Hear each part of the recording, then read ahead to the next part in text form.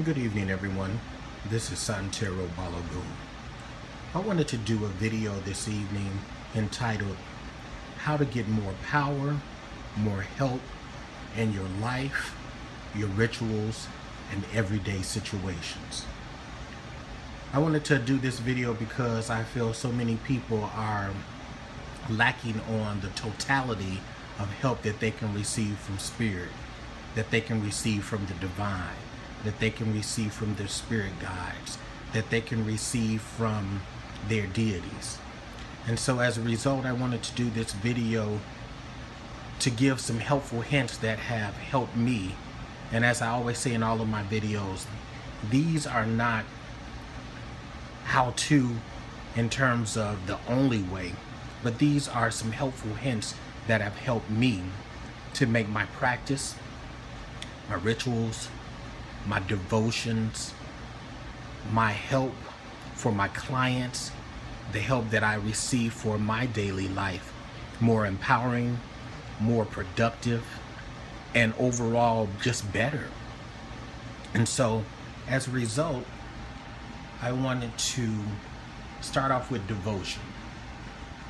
If you are petitioning a deity, if you are petitioning the divine, if you are petitioning your spirit guides, if you are petitioning any outside source to help you because that you have of yourself is not enough to make it happen, you need devotion. It's just like being in a relationship. If you're married, if you have a significant other, if you have children, if you have a boss or co-workers or what other relationships you may have, devotion is the key. If you call someone that says they're your friend and you're only calling them and they never return the phone call, that's not a friendship, is it? And so a friend that returns your call and is eager to hear from you, and before you can call them, they're calling you, they're devoted to you in friendship. If your husband or if your wife or if your girlfriend, boyfriend is petitioning you before you could petition them and vice versa, they're devoted to you. And so if you're petitioning any outside deity, any outside spirit, any outside force to help you with your rituals, to help you with your life, to help you with your clients, the key is devotion. Devotion, I can't emphasize it enough. Devotion is the key.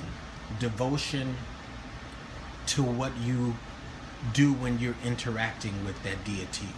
Devotion, if you have an altar set up to them, how you interact with that altar, what things you're doing between the times that you're asking for things, that you're petitioning them for things. Devotion is the key. Devotion to the point that you're thinking about your deity, you're thinking about your spirit guide, you're thinking about that force that you call on when you don't need anything.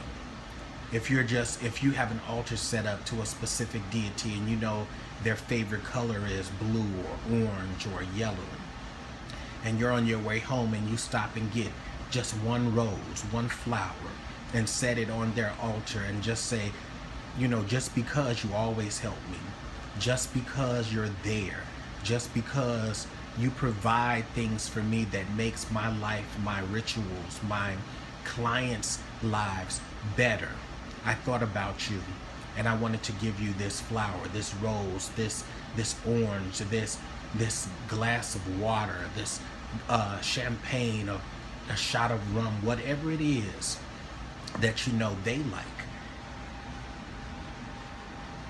Devotion.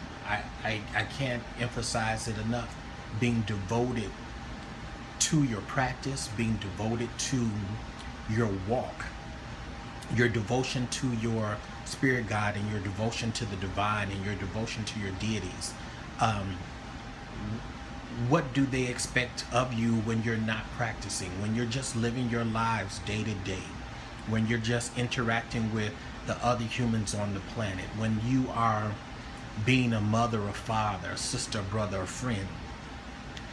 How are you being devoted to make the planet better? How are you being devoted to being a force of good, a force of change on the planet? That's also a form of devotion that you can give back to your spirit guides, your deities, your working with the divine. And then the other thing I want to bring up is respect. I've seen this on different videos. I've heard people throughout my walk say different things like this, and I'm not bashing anyone. I'm just giving illustration of something that I think that can hinder you, that can hinder your practice. If you're not respectful to your altar, if you're not respectful to your deities, if you're not respectful to your spirit guides, if you're not respectful to other people on the planet, how can you receive respect? How can you receive blessings and receive ache and power and things that's needed in life to make your life more fulfilled when you're hindering your walk, you're hindering your path, you're hindering your practice with disrespect?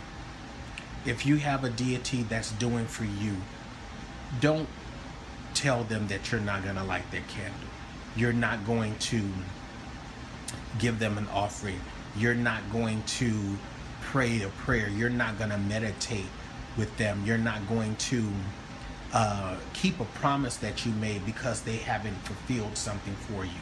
It may be a number of reasons why you did not receive what it is that you petitioned for.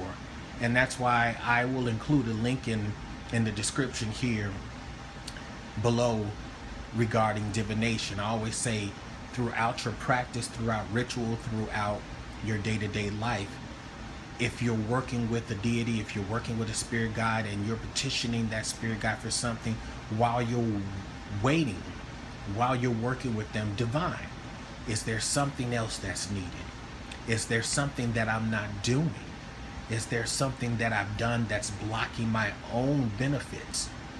And through respect and devotion, you will get the answers that you need to make your life that much more fulfilled, that much more enriched, that much more blessed.